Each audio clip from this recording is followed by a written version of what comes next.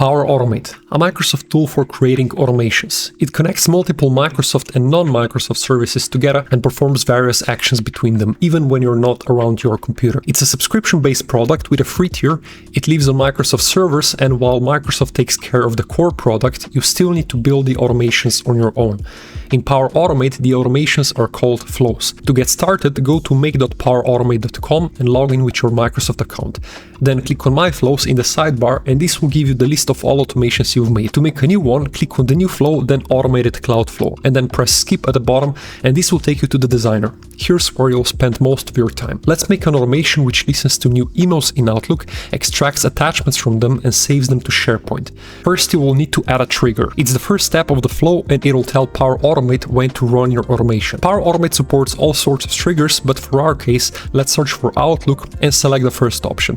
Now you'll need to specify some details like which shared mailbox to listen to. Then click on the plus to add a new step and search for SharePoint Create File. Select the site and the folder you want to save the files to, then click on the file name field and click on the lightning bolt icon. This little window is what makes PowerAutomate powerful and complicated at the same time, but that's for another day. Click on See More and look for attachment's name. Then repeat the process for file content, but this time select the file content from the list. Then click Save and send yourself some emails. Then go to your SharePoint folder and enjoy how the attachments are flowing in automatically. Congrats, you've just created your first automation. But that's all for today. Have a good one and see you in the next one. Cheers, bye.